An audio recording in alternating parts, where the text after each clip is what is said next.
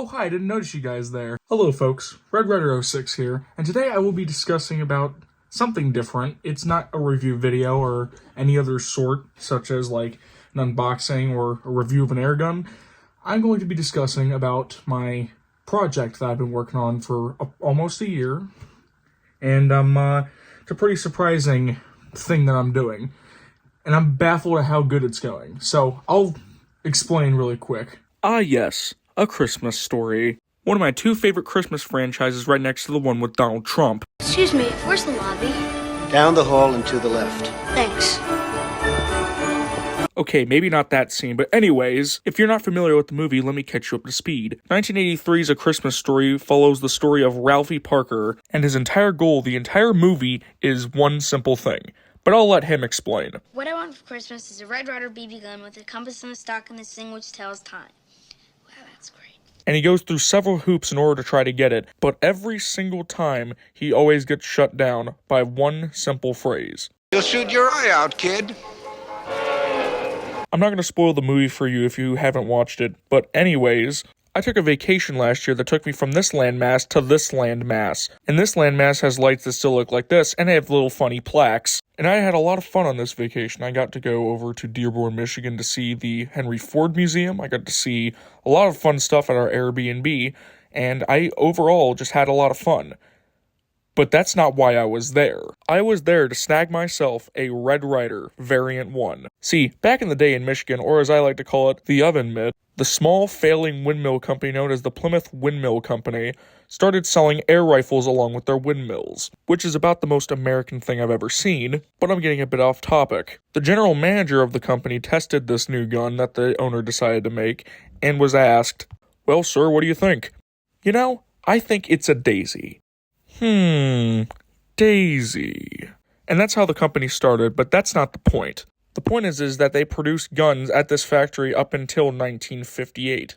And that company was in Plymouth, Michigan, which is where I was vacating. So I wondered, was it possible to snag an original Variant 1 Red Ryder in the territory of which it was produced? So for 2 straight days, I scoured the location of where we were vacating for any antique store with one. And I found a very particular one on my way. But I'm not going to tell you guys where this thing is located because it's really, really good, so shh. This antique store in specifics had a ridiculously large amount of rare antique stuff that Daisy used to produce. I mean, come on, a commando pump rifle, and that's an entire box full of Daisy 118 target ear containers. And then I saw it. Well, actually, my parents saw it, but anyways, this single case. Daisy airgun boxes, airgun accessories, air guns in the display case, and then I saw it. You see that little gleam right there? That's just not an ordinary gleam. That's a copper band. After about a year of collecting for air guns, I successfully found a Variation 1 Red Ryder carbine. There were some other cooler things in the display case, but to be honest, I didn't need them. However, I do appreciate this large amount of rare stuff. Like, come on, a company friends rifle, that's a 1 of 100. And that's an American Youth Association rifle. That one is either a 1 of 1,000 or a 1 of 1,500. And there it is, back at the Airbnb. It didn't fire or function properly. However, I was already on the path to building the Christmas Story Red Ryder replica. No, I'm not joking when I say this. I am trying to make a replica of the gun from A Christmas Story. And I'm doing pretty successful. So, here's the gun in question that I'm doing it to. There it is, 1940 Variation 1 Daisy Red Ryder carbine. As you can see, it's got a lot of... I've tried to get it as accurate as it physically could be. I've had to purchase a new saddle ring for it. Not really saddle, just a leather piece right here for it. I've had to do a lot of work to this. Not really, mostly just like cosmetic work. Nothing really interesting. The copper bands are... I didn't do this. These were done whenever I bought this thing. I replaced the front grip, but you'll see why. And I replaced all the bolts on, not bolts, just the nuts. I've had to replace this one right here, and that's really it. Yeah, it's a very interesting gun. I've nicknamed it Barbara, because if you see here on the stock, I don't know how well you can see that, I might throw a picture up really quick. It says, Barbara Garrow. Now, I picked this thing up in Michigan, and the problem is that I don't know what it is with Michigan people, but Barber Garrow is a surprisingly common name out in Michigan. I've searched several obituary sites and anything that could resemble a Barber Garrow that eventually purchased this gun around that time. And I couldn't come up with anything. It's either the Barber Garrows were not old enough, or didn't exist around the time that this gun was sold, or they just didn't live in the approximate area where this thing was primarily sold. Because, I mean, not really primarily sold. Where this thing ended up in a different place, but granted, this thing came from a collector, so I have no genuine clue. It doesn't cock. The gun does not cock. However, I mean, it does cock. However, it's very sensitive on the trigger because of the fact that there's some tension on the inside spring mechanism. Something screwy on in there. I have no clue what the problem is in there. So I'll have to figure that out eventually. So, stock situation. I've been trying to find a stock that was perfect enough. I didn't want to use this stock because this stock is too good. This is a Variation 1 stock, of course, and I don't want to damage it. It's such a clean-looking stock. It deserves to stay the way it is. I actually ordered some new parts for this thing, and that's what we're going to open up today. We're going to go ahead and see what we got. So this package, I paid about $100 for the parts that are held within inside of this box. So let me get that open really quick, and I'll show you really quick of what I've got. Let me get into this.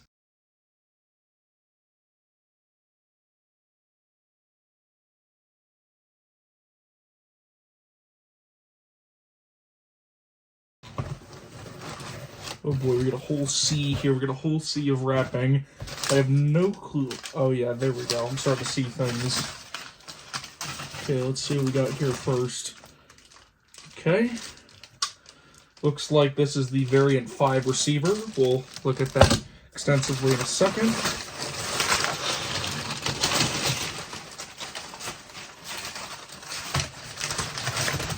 I'll move this so it isn't directly in the way. I don't want it to touch the collection. We got this. I just want to double check the two. See what we're rocking here. Okay. I see what we got here. Okay, I was deeply mistaken. I thought we had a Variation 1 body and a Variation 5 body. We have two Variation 5 bodies. So that's rather interesting. I think this is the stuff I wanted to see really, really bad.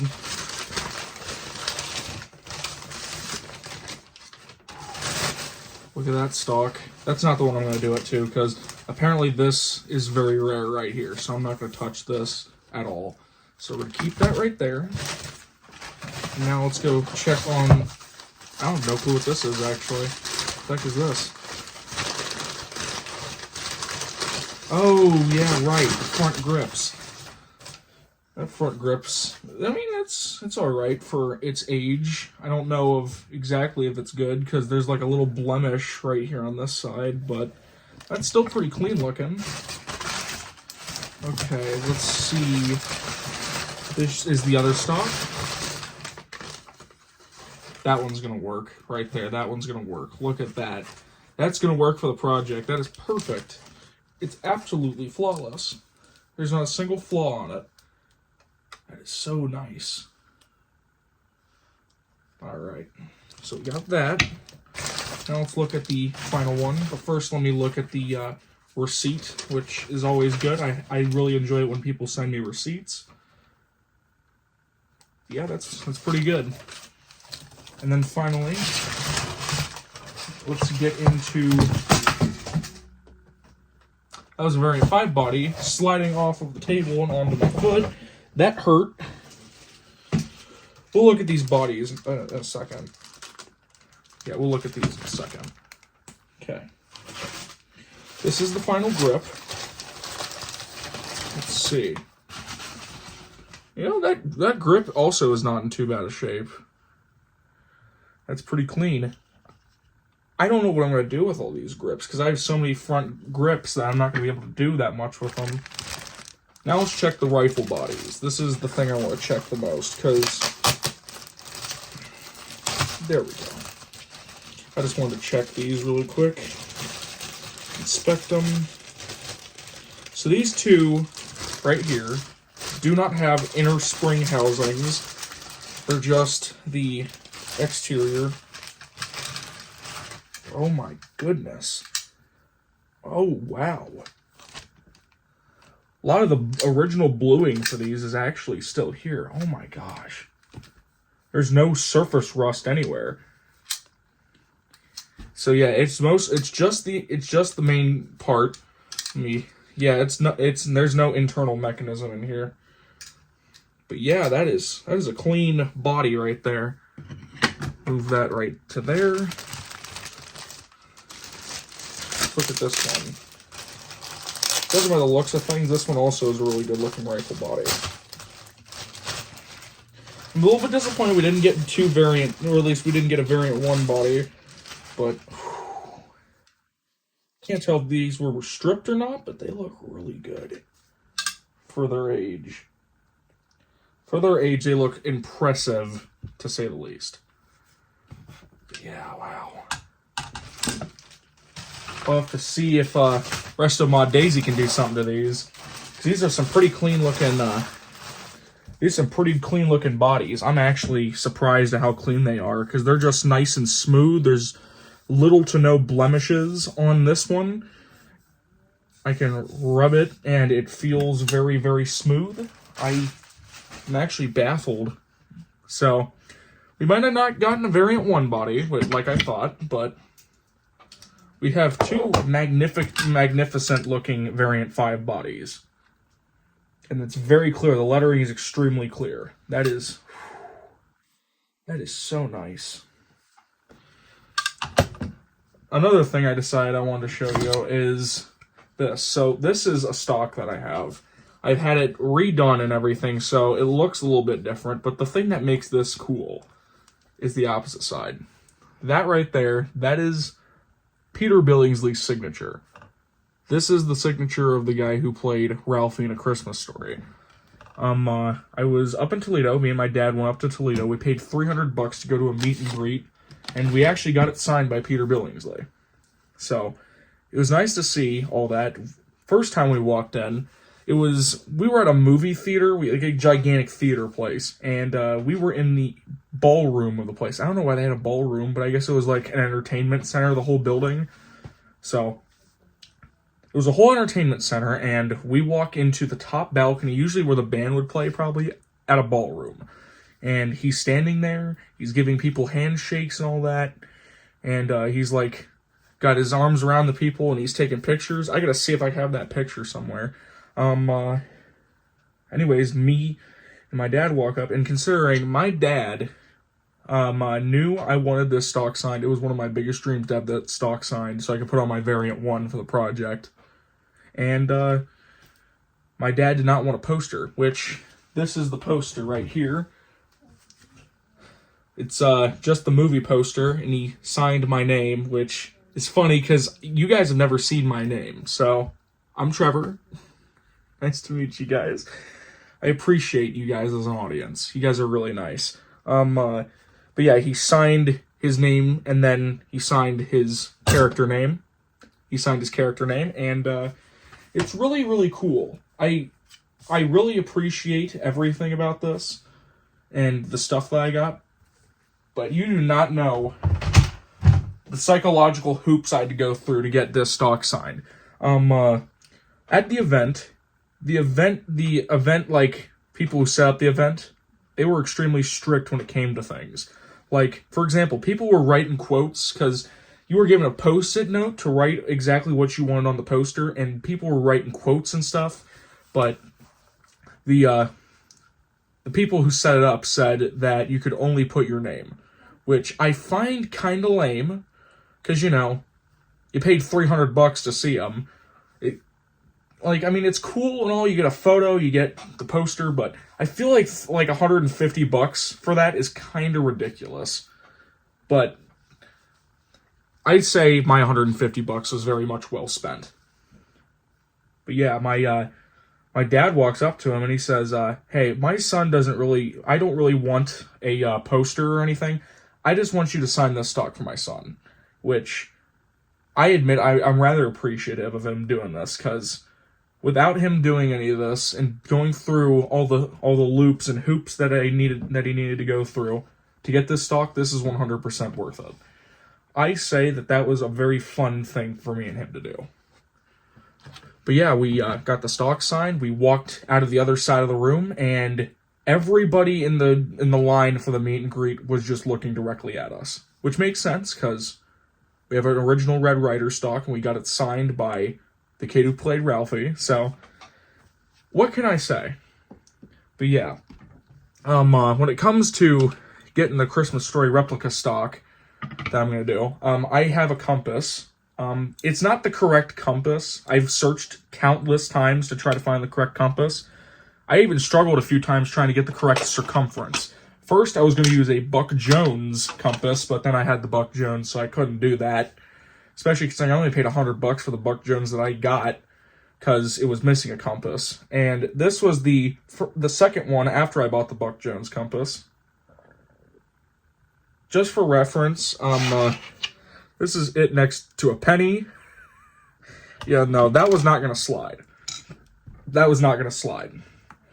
I had to get something a little bit bigger so that you could see it on the stock, because it's going to go about right there, and it's going to fit perfectly into the stock, so I had to get something big. I couldn't cheap out with this one, and overall, I think I spent probably somewhere in the ballpark of $200 to $400 so far on this project. And I haven't even gotten an appraisal for how much the sundial brandishing iron most likely might cost. And I don't even know which company to go to. So if you're watching this and you happen to know how to do brandishing iron stuff and can do like very specific brandishings, hit me up. I'll just inform me in the comments, and I'll go right ahead and I'll communicate with you. I'll send you my email and everything. We'll get things sorted out, but I highly doubt someone's going to watch this and take this seriously. But yeah, that's basically it. My goal is to try to get this project done before Christmas of this year, because I think it would be a really cool display piece for whenever we go to the family gathering, and that just sits there on a stand. So that's basically it. This is Red Ryder 06. Signing out.